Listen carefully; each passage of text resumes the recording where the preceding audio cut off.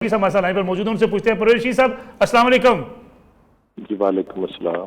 परवेज साहब, ये TORs की बात की जा रही है, अपोजिशन जमातें ये कहती हैं कि अगर इसको पार्लियामेंट में तय कर लिया जाए और एतमाद में ले लिया जाए तो एहतजाज भी नहीं होगा, और हुकूमत क्या तमाम सियासी जमातों को TORs के हवाले से एतमाद में ले सकती है?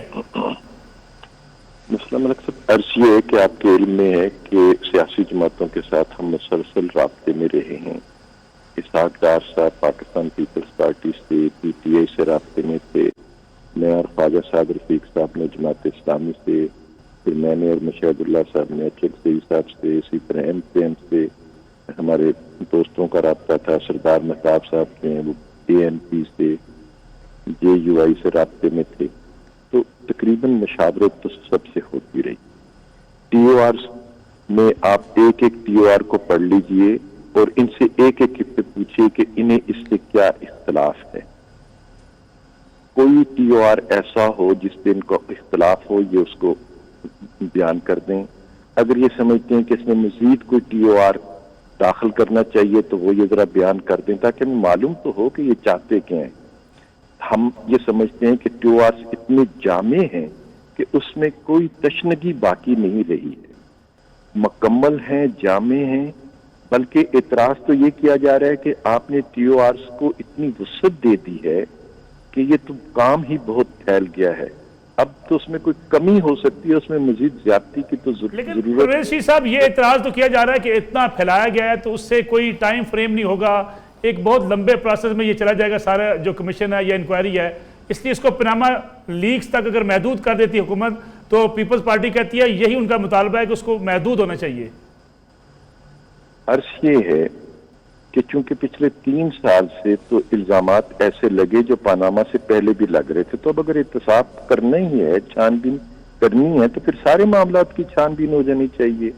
पनामा में तो प्राइम मिनिस्टर का नाम नहीं है, फिर ये कहेंगे कि जी आपने पनामा तक इसलिए महदूद किया है क्योंकि उसमें प्राइम मिनिस्टर का नाम नहीं है, उसमें परवेज रशीद का नाम नहीं है, ये तो आपने अपने आप को बचाने के लिए पनामा तक महदूद कर दिया है। तो हर चीज पे कोई ना कोई इख्तलाफ तो किया जा सकता है।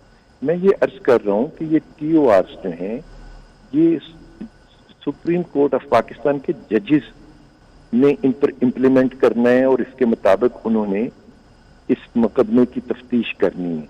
इनके पास माशाल्लाह एक से एक अच्छा वकील है, और अब तो एक ऐसे वकील भी मौजूद हैं जो पाकिस्तान पीपल्स पार्टी को भी दस्तयाब है और तहरीक इंसाफ को भी दस्तयाब है, और दोनों जमातें उन पर एतमाद करती हैं, और वो पाकिस्तान के सबसे बड़े और नामवर वकील है। और इस अदलिया की बहाली में उनका बहुत बड़ा किरदार रहा है। इस अदलिया को जन्म उन्होंने दिया है, उसके लिए उन्होंने बड़ी कुर्बानी की है, तहरीक चलाई है, और दोनों जमातों का एतमाद हासिल है। ये दोनों जमातें उन्हें अपने नुमाइंदे के तौर पर भेज दें और जजिस साहब से कहें कि जनाब इन TORs में से पहले आप नवाज शरीफ साहब का, उनके बच्चों का हिसाब किताब पहले कर लें ताकि हमारे दिलों को तसल्ली हो जाए, और उसके बाद बाकी काम आप जारी रखिएगा। इमरान खान साहब का एहतसाब 100 साल बाद कर लीजिएगा और दूसरे किसी का 200 साल के बाद कर लीजिएगा, हमें उस पर कोई इख्तलाफ नहीं होगा।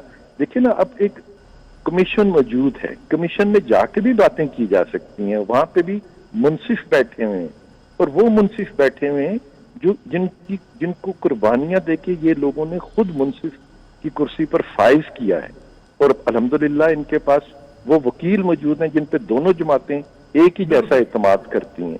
लेकिन परवेज साहब, इंटरनेशनल ऑडिट फर्म के हवाले से हुकूमत को क्या एतराज है?